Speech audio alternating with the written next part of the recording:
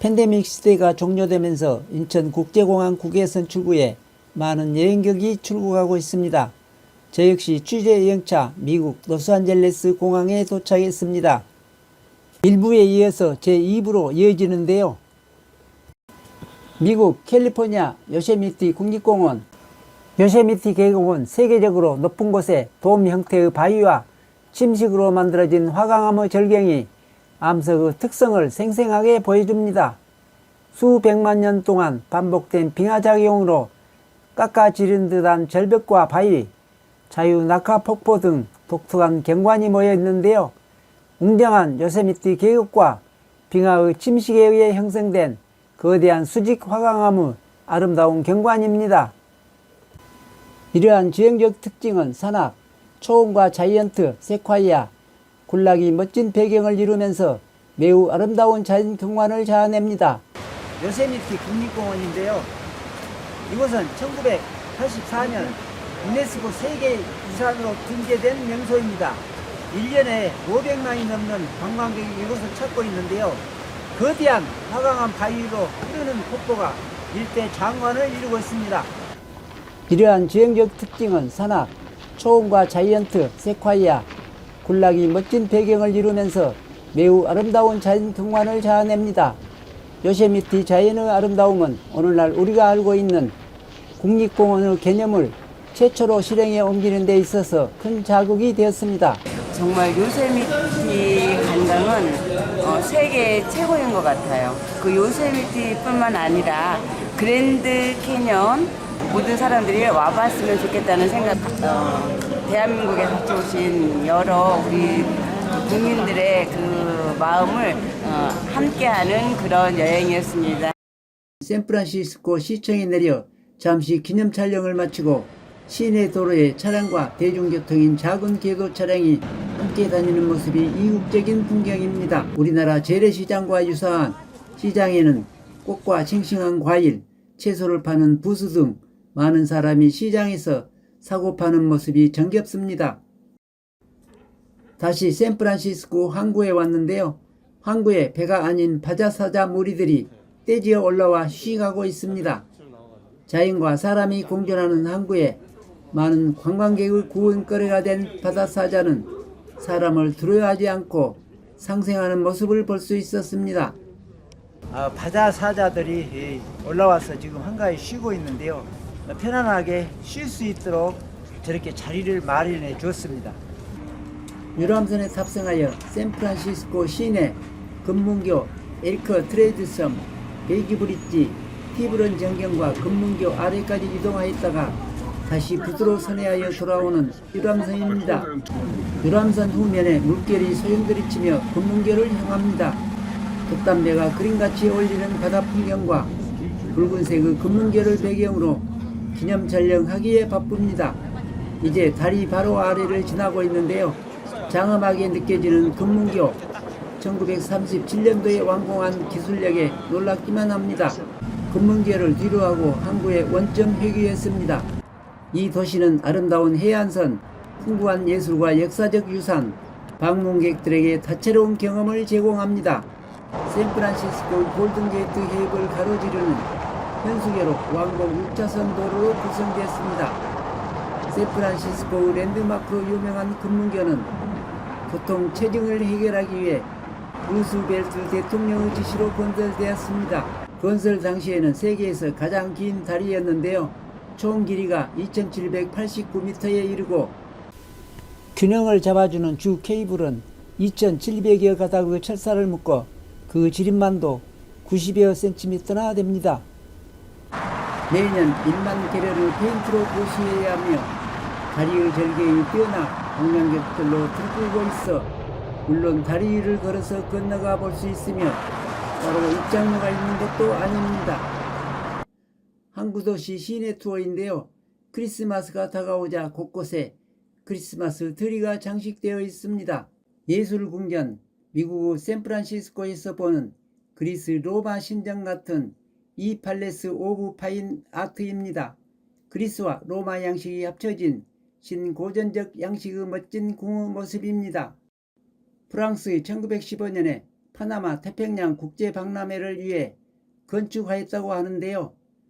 디자인은 로마 유적의 느낌을 반영하며 박람회가 끝나고 대부분 건물들은 철거하였으나 팰리스 오브 파인 아치만큼은 철거하기엔 너무 아름다워서 철거하지 않았다고 합니다.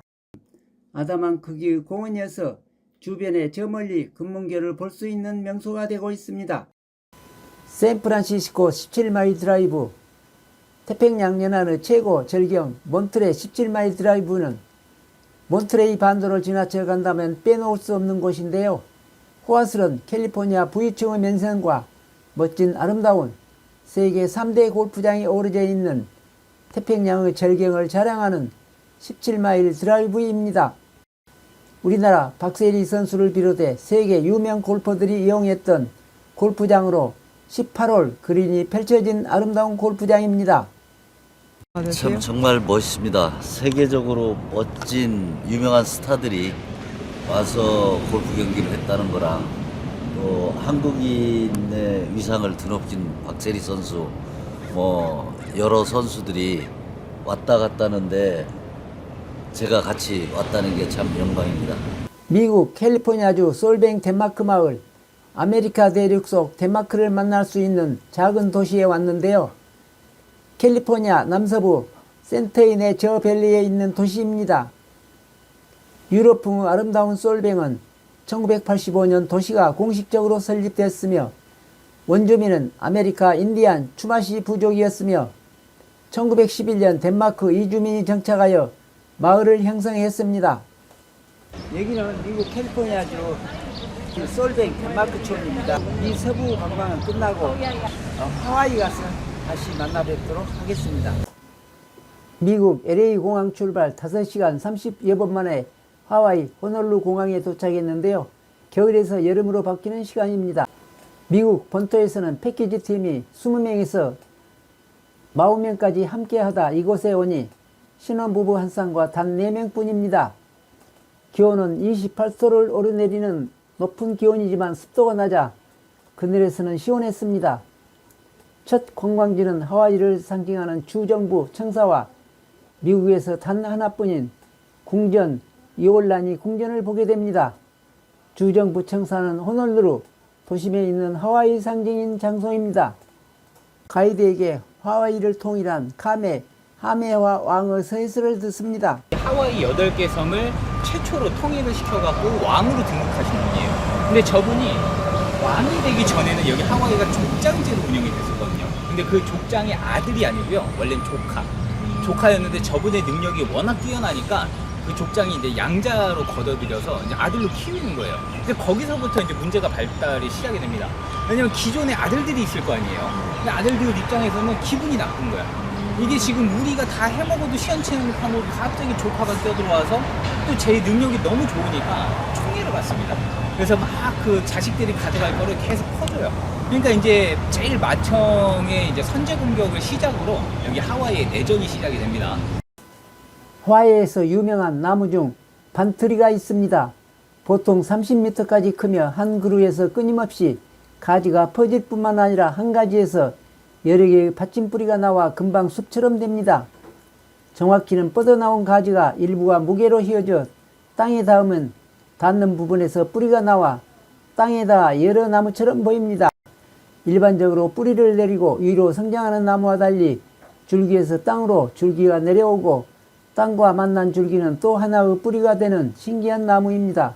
하와이는 매년 수백만 명의 여행객이 찾는 미국의 낙원으로 그 아름다운 자연 경관과 풍부한 문화로 유명합니다. 미국 본토에서 약 2,000마일 떨어진 태평양 한가운데 위치한 하와이주는 미국 50번째 주로 세계에서 유일하게 왕국에서 미국주로 편입된 지역입니다.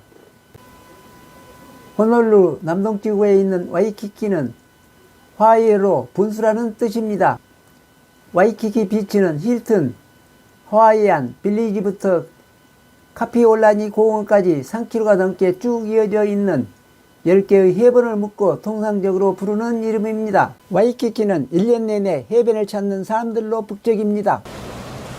여기는 세계적인 관광 휴양지 미국 하와이주 와이키키 해수욕장인데요. 우리나라 제주도보다 약간 작은 1대9 정도의 섬입니다. 그러나 기후 조건이 1년 내내 해수욕을 이렇게 할 수 있는 천혜의 조건으로 지구촌 곳곳에서 찾고 있는데요. 태평양의 드넓은 수평선이 펼쳐지는 와이키키 해변에는 수많은 관광객이 찾아와 휴가를 즐기고 있습니다. 아름다운 경관의 하와이는 천혜의 자연을 자랑합니다. 푸른바다, 화산, 폭포, 열대우림 등 다양한 자연 경관이 여행객들을 매료시킵니다. 특히 각 섬마다 독특한 지리적 특징을 가지고 있어 섬을 이동할 때마다 새로운 경관을 경험할 수 있습니다. 관광객들이 동경하는 이곳 해변은 세계에서 가장 유명한 해변 가운데 하나입니다. 고급 호텔이 줄지어 있고 수상 스포츠 시설이 밀집되어 있습니다. 와이키키 해변은 하와이에서 가장 유명한 해변으로 맑은 바다와 하얀 모래사장이 아름답습니다. 하와이는 독특한 지리적 위치 덕분에 다양한 기후대와 생태계를 자랑합니다.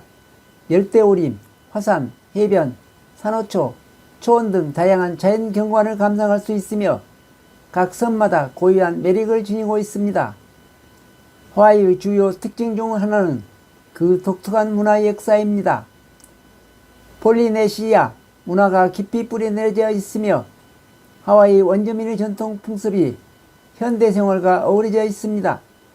아름다운 해변에서 여유로운 휴식뿐만 아니라 하와이의 자연을 더 가까이 느낄 수 있습니다.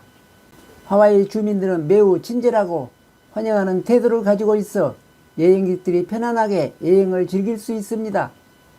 하와이인들은 알로하 정신을 소중히 여기며 이를 통해 방문객들에게 따뜻한 환대를 베풉니다. 아름다운 와이키키 해변에 일몰후 낙조 시간이 다가오는데요. 많은 사람이 태평양의 낙조를 보기 위해 하던 일을 멈추고 수평선을 바라다 보면서 자신만의 소원을 빌며 아름다운 태평양의 석양을 사진으로 남깁니다. 헬레아칼라 국립공원과 로드투 하나 등의 명소가 있는 섬으로 아름다운 해변과 고급 리조트로 유명한데요. 아름다운 해변에서 여유로운 휴식뿐만 아니라 하와이 자연을 더 가까이 느낄 수 있습니다. 오아후 섬의 상징 다이아몬드 헤드는 화산산인데요. 다이아몬드 헤드 분화구는 오아후 섬의 대표적인 세계의 상징적인 존재 중 하나로 와이키키 전망을 더욱 평화롭게 만드는 역할을 합니다. 한반도 지도와 같은 카알라 고급 주택가로 한반도 지도처럼 생긴 마을인데요. 백산맥 등 한반도 지형과 흡사한 모습을 보입니다. 실제 마을의 이름은 마리나 브릿지입니다. 허니문 여행 부부는 기념사진을 찍으며 한반도 마을을 배경으로 V자를 그리며 촬영에 응해줍니다. 와이키키만 상상하고 왔던 사람들이 하와이를 떠날 때 엄지척하며 추천한 곳이 바로 하나우마베이입니다.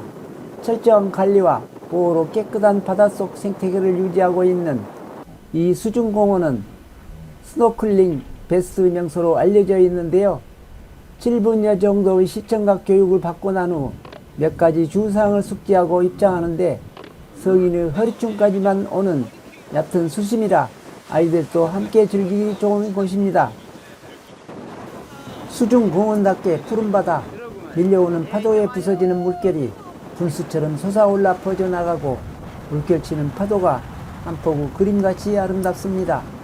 아름다운 경관을 자랑하는 중국인 모자섬, 말 그대로 중국 사람 모자를 닮았다고 해서 붙여진 이름이라고 하는데요. 중국 모자에도 여러 종류가 있겠지만 어쩐지 중국풍의 모자 같습니다. 신혼부부는 특별한 자세를 취하게 하고 가이드는 작품 사진을 찍어줍니다. 모자섬을 배경으로 사진을 찍다 보니 야생닭 한 마리가 나타나 주변에 모이를 찾고 누군가 동행한 반려견도 관광객의 사랑을 받습니다.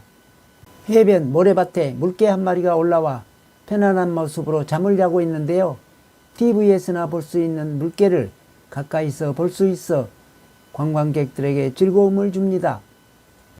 돌 플랜테이션은 흥미 만점의 파인애플 농장으로 달콤한 파인애플 아이스크림을 맛보고 기네스북이 공인한 세계에서 가장 긴 파인애플 농장의 미로로 따라 걷는 곳인데요.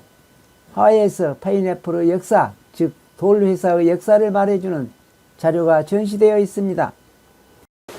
하와이에 신혼여행 왔는데요. 이제 멀리서 광주에서 오신 선생님 네 부부 만나서 너무 좋고 가이드님도 너무 좋고 행복합니다.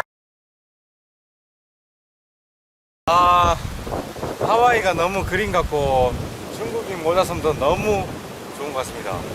제가 세상에서 언제 또 여기 와보겠습니까? 다들 놀러 오세요. 감사합니다, 선생님. 저희 행복하게 잘 살게요. 하와이의 허니문 신혼여행 온 부부 인터뷰에 마냥 행복해합니다. 밝은 모습으로 행복하게 잘 살겠다는 마음에 저 역시 가득한 행복한 마음으로 2주간의 여행을 모두 마칩니다. 지금까지 북미와 서부 하와이에서 전해드렸습니다.